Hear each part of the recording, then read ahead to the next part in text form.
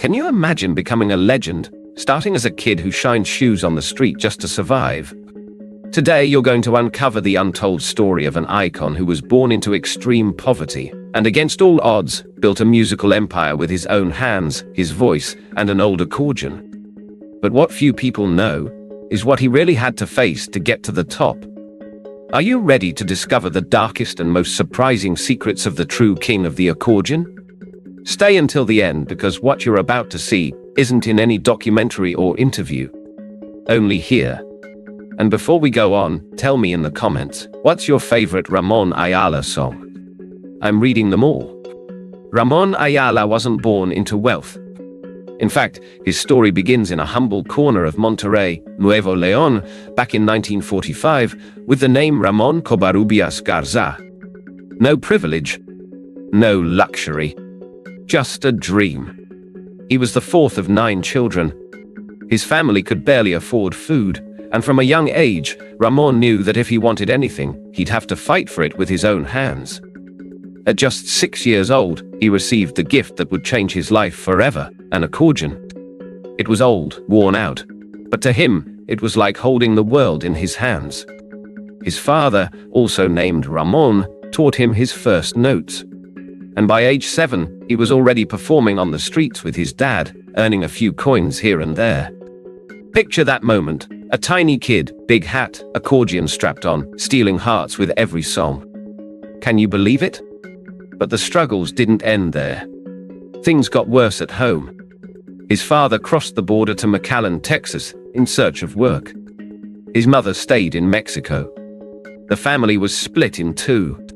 Ramón, still a teen, became the breadwinner. He roamed the streets as a shoe shiner, with his shoe kit slung over his shoulder, looking for clients. Until one day, something happened that changed everything. On one of his regular routes, he came across a bar called El Cadillac. A small hidden spot where local musicians gathered to play, drink, play dominoes, and dream. That's where everything began. Ramón, eyes wide with wonder, approached the duo playing that night. One of them was none other than Cornelio Reyna, a rising legend. The other, Juan Peña. Together, they formed Carte Blanche. Ramón didn't hesitate. He asked to play the accordion. At first, they laughed. What could a shoeshine boy possibly do with such an expensive instrument? But when they finally gave him a chance, the whole bar fell silent. The song he played was Rosa Ana, a traditional polka. But the way he played it left everyone speechless. The audience stood up, clapped, cheered. A star was born. Can you imagine having that level of talent and still being overlooked because of your age? That was Ramón's reality. Despite that unforgettable performance, he needed to be officially registered with the Musicians' Union to work legally. But he was underage. They rejected him. And this is one of the most powerful moments in his story. The bar patrons, the same ones who had seen him play, started pressuring the union. They showed up every day asking them to let him perform. They defended him like one of their own. And they succeeded. He was given special permission to perform legally. That was when Ramón's real music journey began. He played in bars, earning a few pesos per song, always accompanied by his father to meet legal requirements. Until he got the call that would change everything. Cornelio Reyna, the same one who heard him play that first time, had split from Juan Peña, and he wanted Ramón. He wanted to form a new duo. And not with just anyone.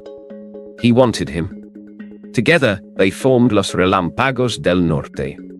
And what happened next was insane. For years, they toured cantinas, fairs, small towns. They played anywhere that would listen. They lived in shacks with dirt floors. When it rained, they slept in the mud. But music kept them going. The passion, the dream, the hope that one day, everything would change. And it did. But not without drama. Cornelio had his demons. Lots of drinking. Long disappearances. Sometimes he was gone for weeks. He tried to include his wife in shows, even if it meant canceling important gigs. Ramón tolerated it all. Because despite the chaos, Cornelio was his idol. But the breaking point came when they tried crossing into the US to record an album. They had no documents. They were discriminated against, called wetbacks, treated like nobodies. And just when they were about to give up, something unexpected happened. One night, while playing at the ice bar near the border bridge, a man approached them. He offered to help them record an album. He gave them his business card. And the name on that card stunned them: Paulino Bernal, a living accordion legend, a powerful producer. That card was the key, their ticket to a new life. But what's most shocking is that this story is just beginning. Do you want to know how Ramón Ayala went from sleeping on dirt floors to living surrounded by luxury cars and million-dollar mansions? Then subscribe now and don't miss the next part of this story, because what he did next will leave your jaw on the floor.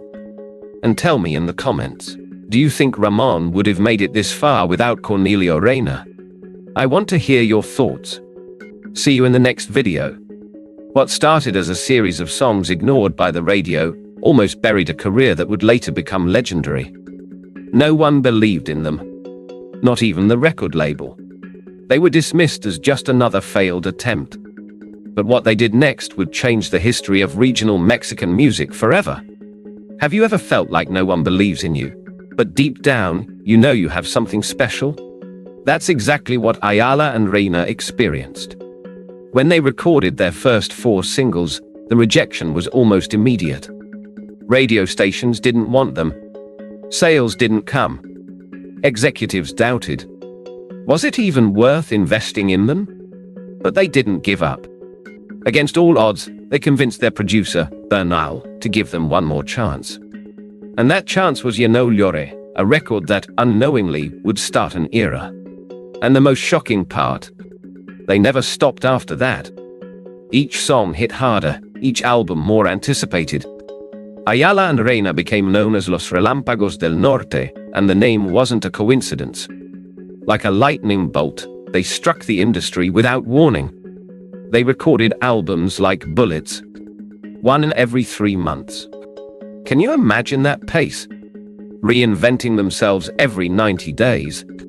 And they nailed it. Time and time again. Their music crossed borders. From the Rio Grande Valley to northern Mexico, people sang their lyrics, cried to their melodies, and found in their voices something others lacked. Their influence was so massive that the one and only Antonio Aguilera, a living legend of Mexican cinema, invited them to collaborate on several of his films.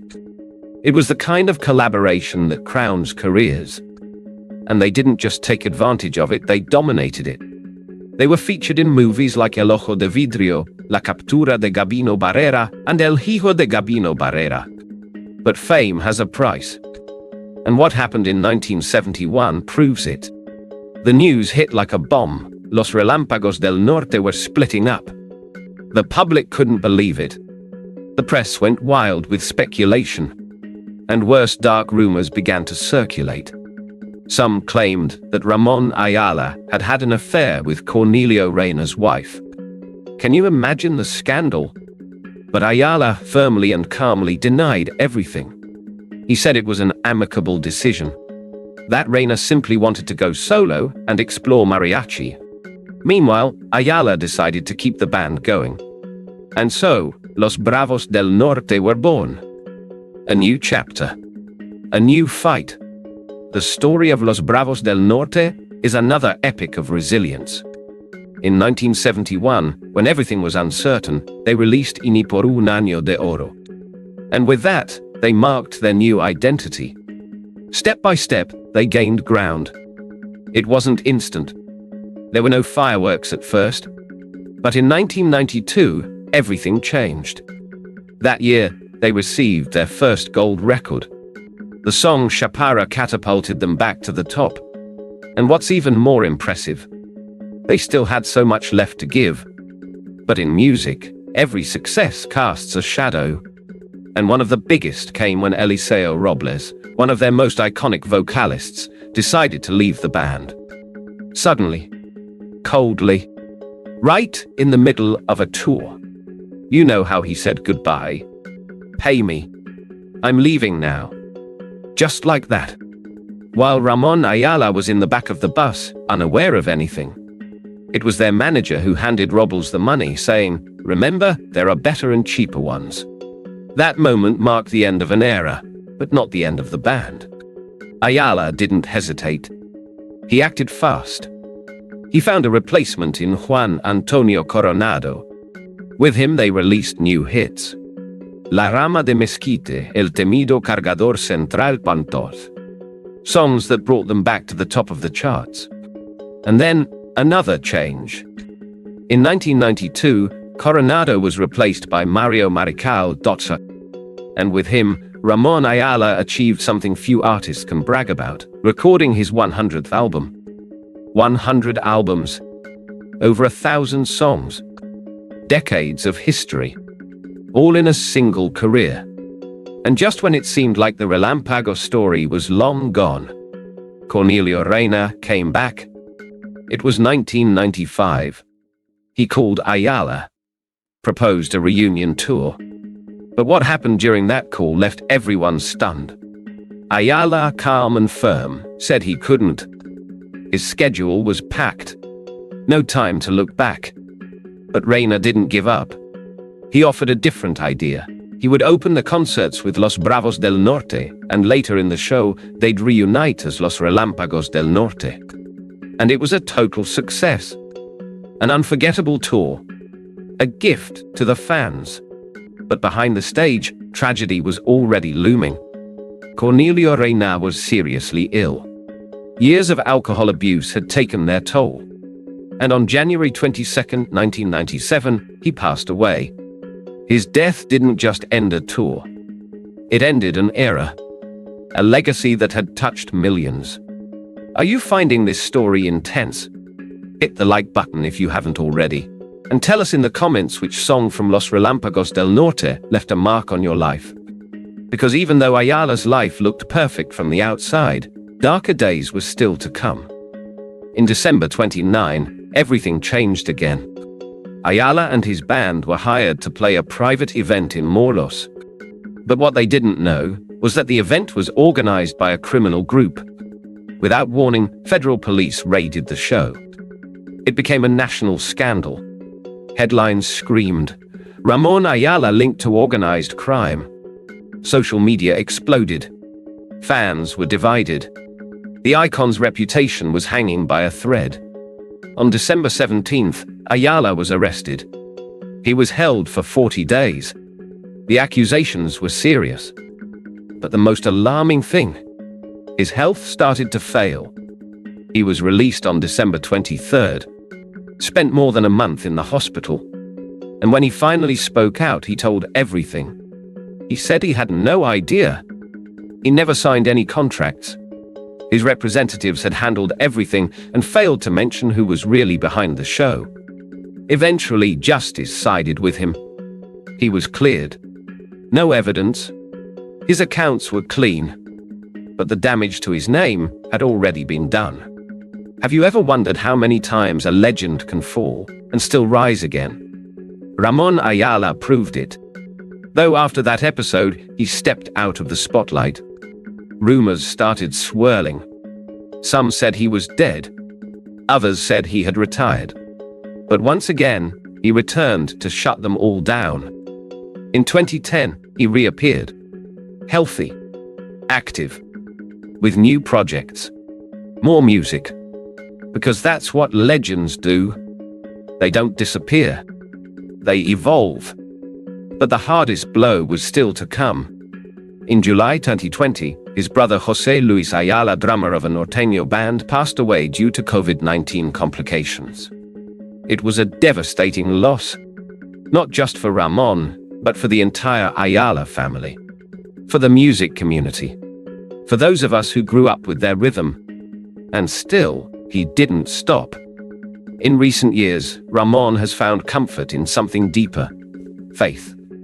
He's devoted himself to spirituality, offering comfort, helping others find peace in the chaos. Have you ever felt like only faith could save you? He has. Because after so many battles, scandals, losses, and comebacks, Ramón Ayala is still here. And the most shocking part? Still to come. Stick around for the final part of the story.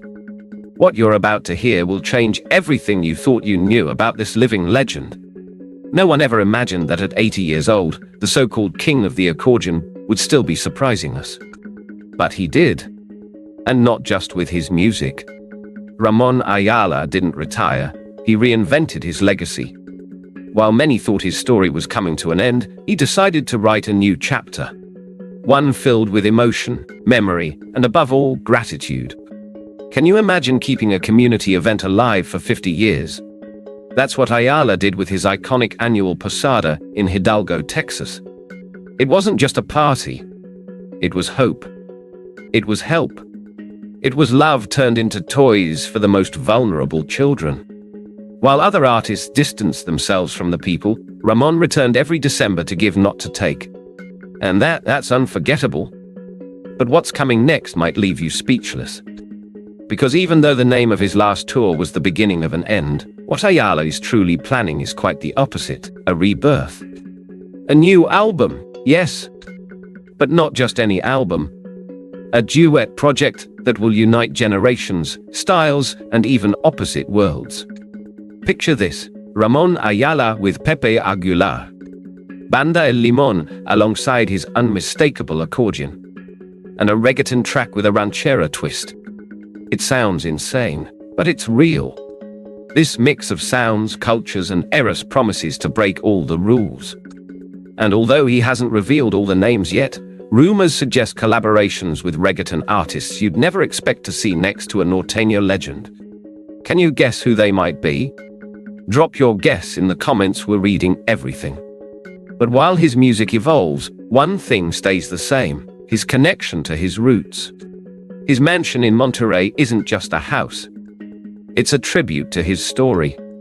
From the moment you step through the hand-carved wooden door, you can feel it. It's as if every corner speaks. The walls whisper memories. The black and white photos watch you with nostalgia. The gold and platinum records aren't just trophies, they're the footprints of a life devoted to music.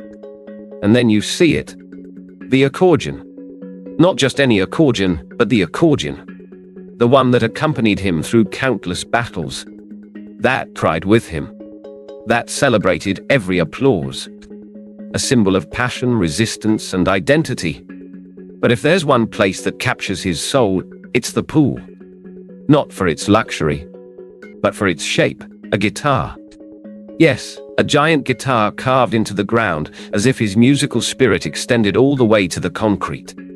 Surrounded by armchairs, a fire pit, and a breathtaking view, this space isn't just for relaxing, it's for remembering where it all began. And there, on those cool northern Mexico nights, is where Ramón sits quietly watching the stars.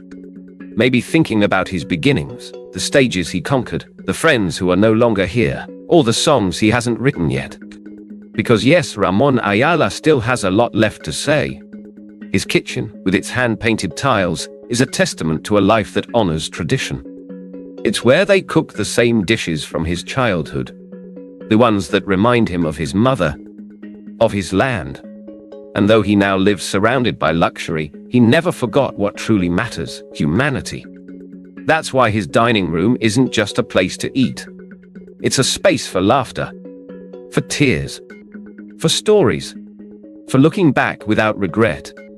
Every object in that house means something. From the silver-carved mirror to the iron chandelier. Everything was chosen not for its price, but for its emotional value. Then, there are the cars. Not for show, but for passion. Because every car in his garage tells a different story. The red Ford Mustang restored with care is speed. It's youth. It's rebellion. The Cadillac Devil, pure elegance. A car that seems to float on the road, just like his ballads float in the hearts of those who listen. The Chevrolet Impala, saved for special days, reminds him of the years when he had no money but he had dreams. Big dreams. The Silverado, more than a truck, represents hard work. The land. Sweat. Like his songs, simple but profound. And yes, there's also the future in his garage. A Tesla Model X that breaks with the past but also completes it. Because Ramón doesn't live in the past. He learns from it. But he keeps moving forward. Did you know that this blend of classic and modern also defines his new musical vision?